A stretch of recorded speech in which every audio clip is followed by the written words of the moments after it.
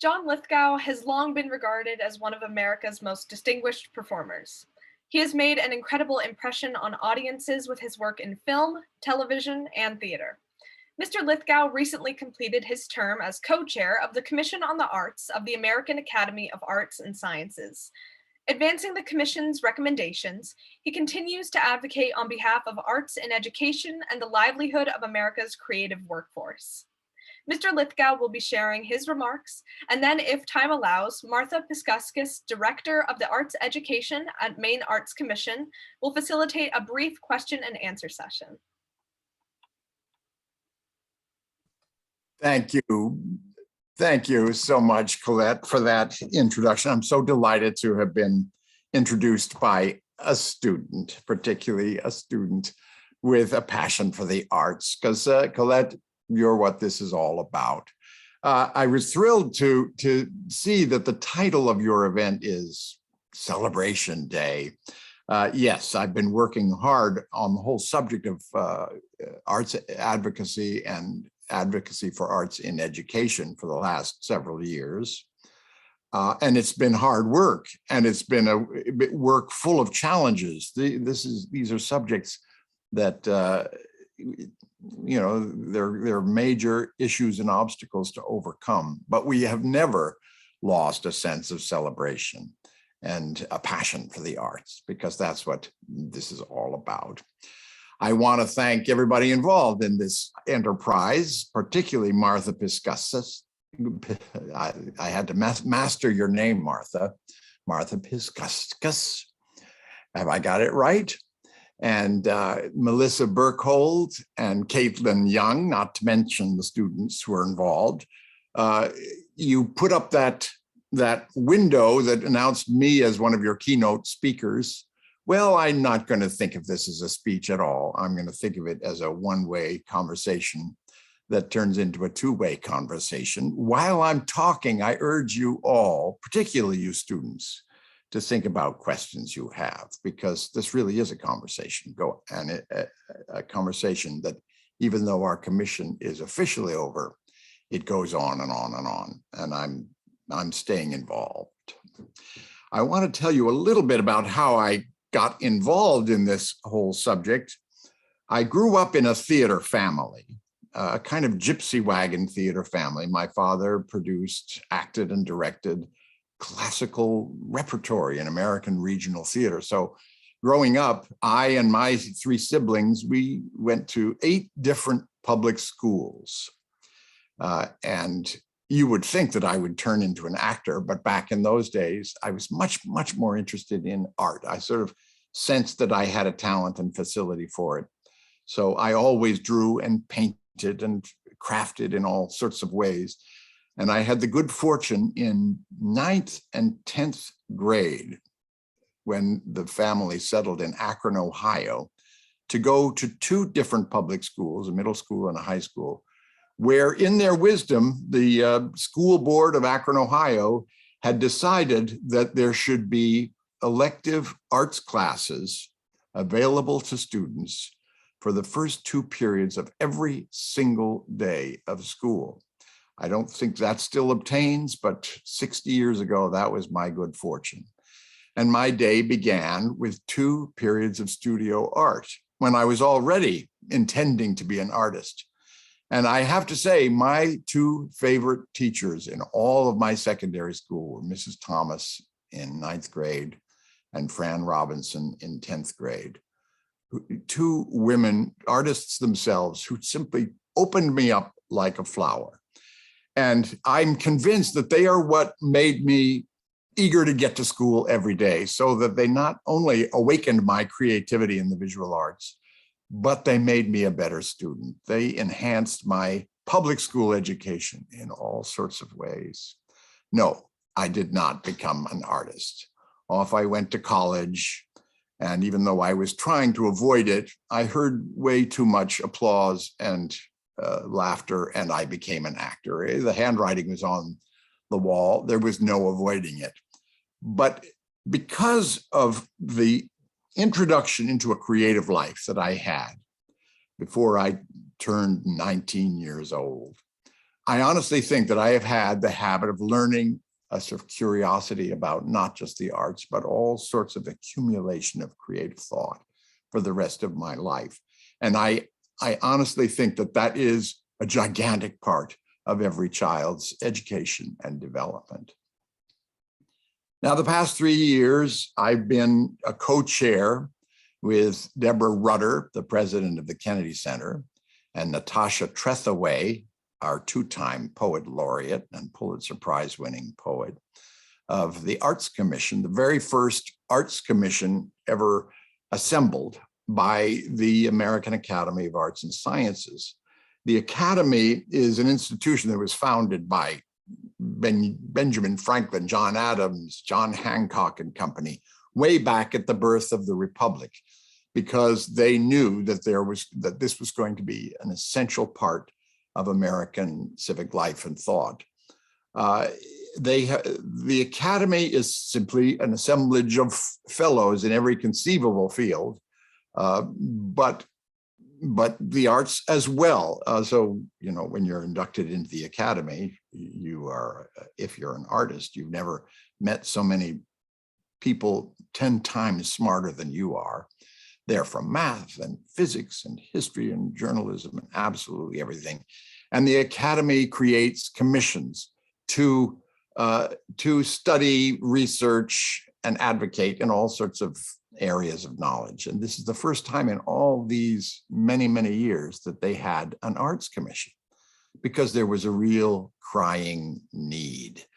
I've just described my history with arts in public schools.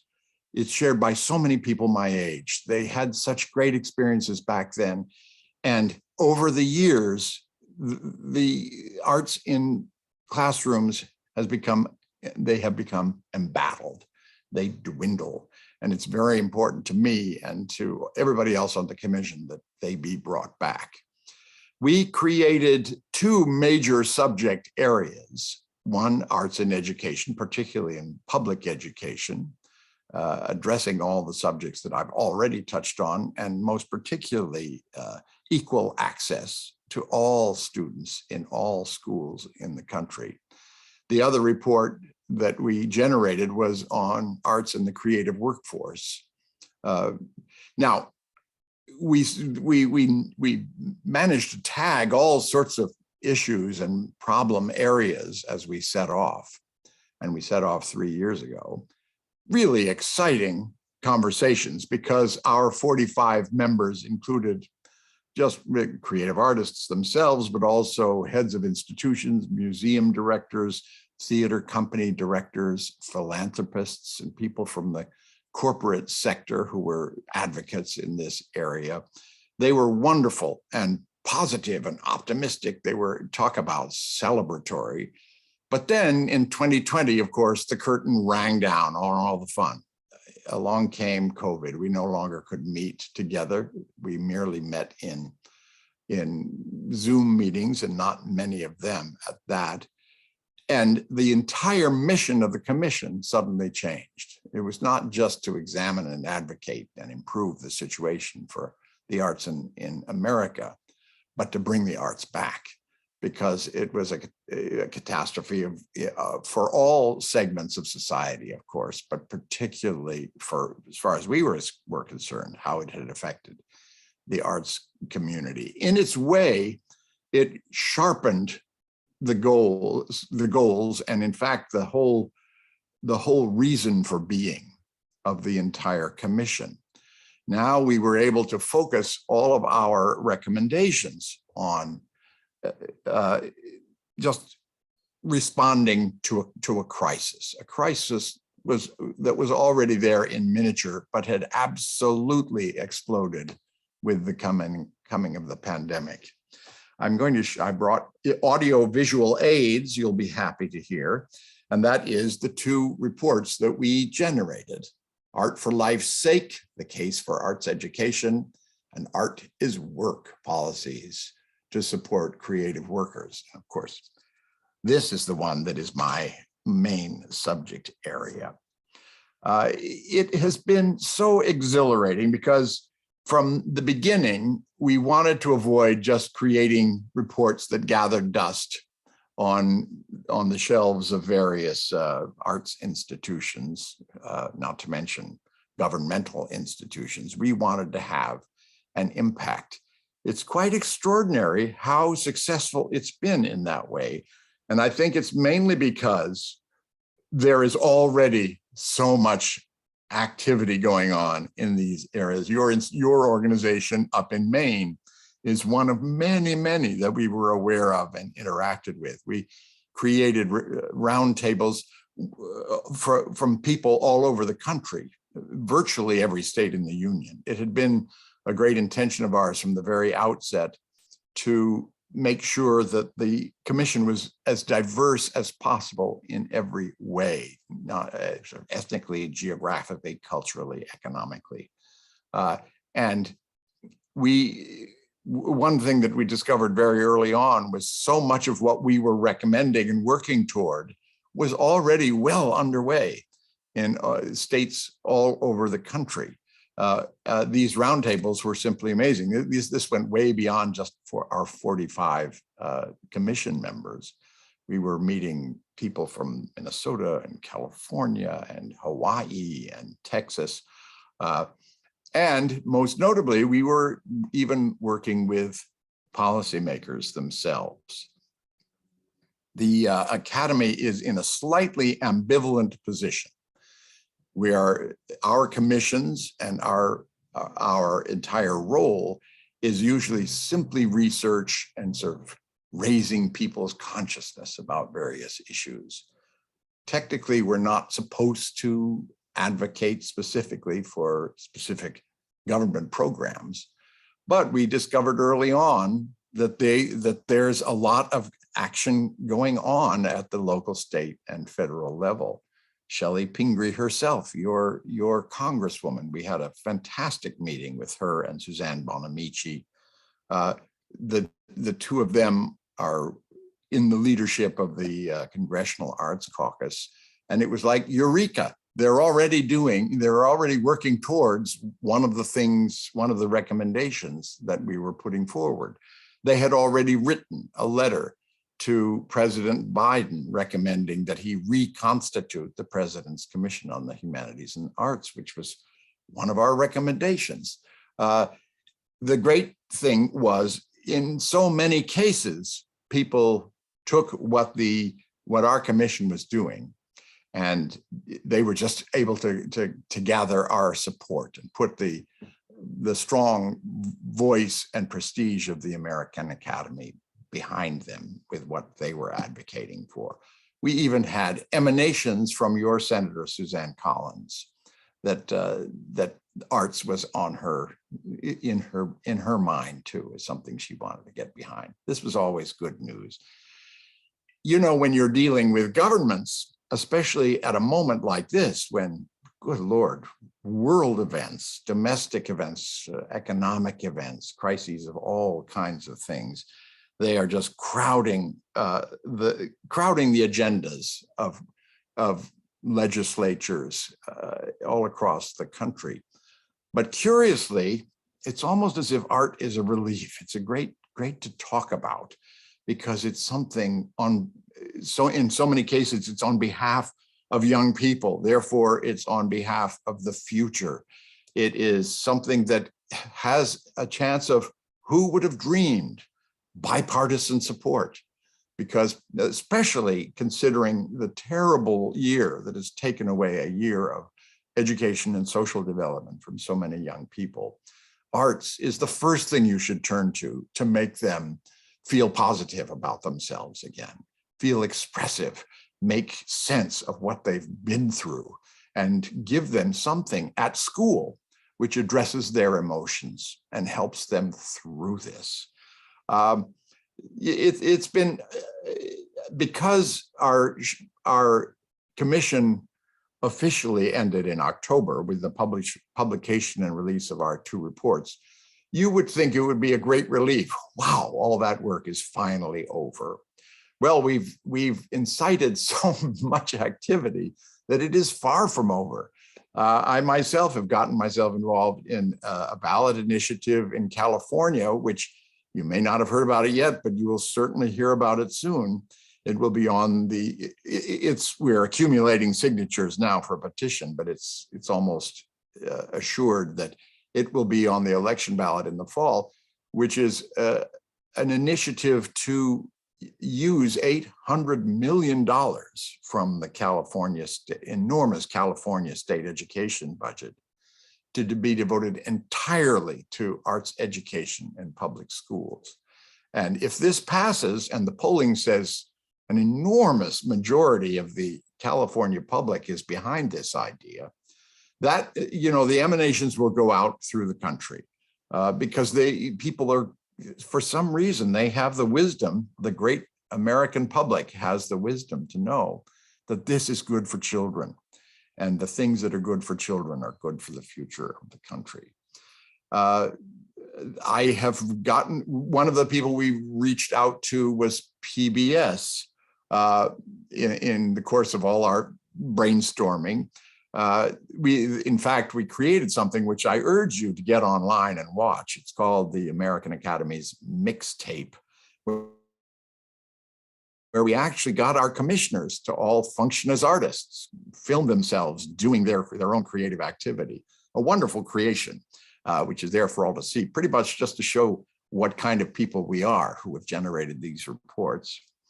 And I myself proposed to PBS, after we made this connection with them, that we create a show with KCET SoCal, the Southern California PBS station, called Art Happens Here, which will be if we can possibly get it off the ground, and it looks like we will, it will be a celebration of art teachers and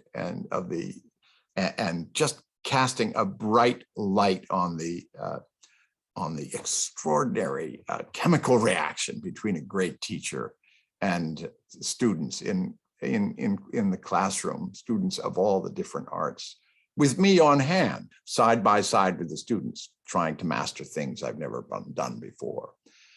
There again, this is something that the Academy, it grew right out of all our deliberations with the Commission, and it looks like it has a future.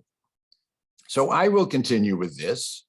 It's something I've always been committed to. Incidentally, both my older and my younger sister are retired educators in public schools in Ithaca, New York, and in Southern California, who directed theater for students, got middle school students doing a Shakespeare play every year. This subject is in my bones, so I'm not going to step away from it. Now, I hope as I've talked to you, you have thought of a few things to ask me, but I think you can ask them of Martha, Caitlin, and Madison, who know a lot more of this about this subject, particularly in the state of Maine, than I do. I can't think of anything else to say. Do you have any questions? Thank you so much, John. That was so much food for thought. And yes, there are some questions. So I'm just going to dive right in. And there's two questions that I think can be combined. Some students are going to be talking later about what we can all do in our communities to advocate for the arts. And we want to hear what your thoughts are. And another person said, what kinds of things do you see people doing out in communities that are the most effective in arts advocacy? Well, I think one thing, when I was growing up, I had the great good fortune of a mother who put art supplies at my disposal. I wasn't always in great art in public schools that had great art teachers. A couple of times they were really lousy art teachers. So my mother went out and found an extracurricular art class for me 2 or 3 times. What I'm driving at is the one person you can hit up on this subject is your mother or your dad, because they get listened to in PTA meetings and in school board meetings. I think those are the strong advocates. And if your parents are not persuaded yet about how valuable arts in education is, why then you persuade them. Great. So a question, the pandemic seems to have increased a move toward digital media and social media for performing arts. Mhm. What's your view on that? Good, bad, both? What are your thoughts? Well, it's been remarkable, the creative things that have come out of this. I'm sure you've seen even more stuff than I have that is a demonstration of what people will do online when they can't do it in person. The fact is, people will make art.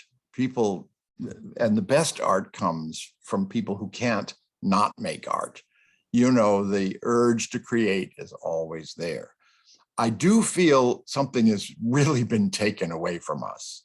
I mean, I'm an actor and I act in stage, film, and television, but to me, the very heart of the art of acting, to the degree that it is an art, is being with people and telling a story.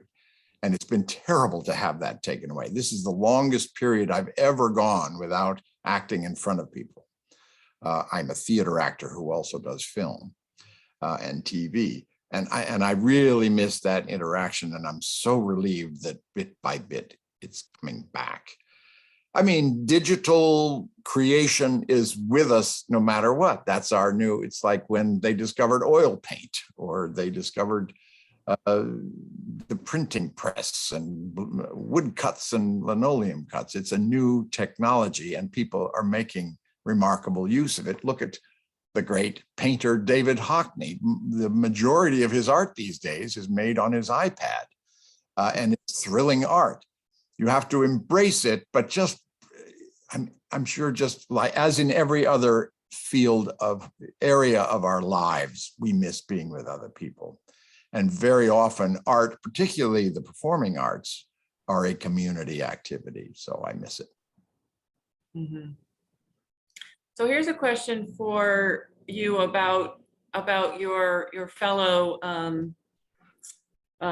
celebrities, perhaps. You know, do you wish that more artists with your notoriety would be more vocal in advocating for arts education? Well, you only have to ask them. Everybody says yes. I mean, that's one of the very appealing things about our reports is we found out, and, you know, we are an arts commission, for heaven's sakes, which means we, and one of the co-chairs is an old ham bone actor. We wanted to make a splash, and you do that by getting celebrity people, especially very talented ones, and you just ask them. You know, I simply sent emails to loads of my friends and loads of people I didn't even know, and just said, will you do me a favor? Will you film yourself telling me about your first great experience with an art teacher? You would be amazed at what came out of that simple request. Everybody said yes, nobody said no. And many of their statements are transcribed and recorded in our reports, and they are so eloquent. And this was them just talking off the cuff. Here, I'll give you an example. Here's Misty Copeland and a long, beautiful statement she made. And on the opposite page, Jack Black. And later in the report, there's the same wonderful pairing. There's Reba McEntire, of all people, and me. So, you know, you're right. Not enough people are heard from in the community, in the creative community, but the minute they ask, they step up. That's exciting. That makes that, I mean, we just reached out and asked you and you said yes. So I encourage everyone else here to do the same. I haven't said no yet. That's fantastic. Here's a question. Do you know how to track the way in which arts advocacy actually leads to stable job creation for artists? You know, I am not the data man in our group, but we did generate an enormous amount of research. And I mean, all that I hear from all of our commissioners who are more expert in this area is there is no question that some experience of education, of arts education in your childhood, it impacts the rest of your education. To me, I have only my own experience and my own intuition to go by, but I think you are simply a more rounded person. You are a more curious person. You have had a better education and you have a happier life. These are just simply byproducts of having some experience of self-expression growing up. Mhm. Well, I know that we have a lot of other things coming up, but there's one question that might be great to hear your response to. So the most memorable artistic experience that you can think of in the duration of this is a huge question of your childhood and career. Oh my gosh. It's been an extraordinary, I didn't quite realize, I have a friend, the English actor, David Suchet, and he came up with the image of a spider spinning its web. A spider spins his web out of his posterior, his or her posterior. Doesn't even see what a spider is doing. It just shoots behind him. And yet they create this amazing, symmetrical, quite beautiful structure, a spider web. And only when it's done does he turn around and look at what he's done, and he's astonished. That's kind of how I feel about my career. You ask my most memorable, my head is exploding with memories of a creative life. I could name several performances which have been special to me, but I also have certain paintings that I've done, even in my recent old age. My old art, my old aspirations of being a visual artist have dwindled down to a hobby, but that's still an extraordinary elation when I complete a painting that I'm actually proud of. So it's hard to isolate one. There are just far too many. I'm a lucky man. Well, that's exciting to also think about a continuous, lifelong experience with arts of all kinds. Mm-hmm. Thank you so much, John, for joining us. And well, I hope we get to meet in person sometime, Martha. Yes. You and your colleagues, you're on the side of the angels. Maine is always, we're happy to host you anytime. Thank you. I'll get there. There's a Lithgow library up there in Maine. That's right. That's right. It's right down the road from me right now. Are you really? Related? Are you related to them? Apparently I am. I never knew anything about my genealogy. I appeared on Finding My Roots, and it was all new to me. But I have a standing invitation, and I'll get there someday. Excellent. Great. Thank you so much. It was a real pleasure.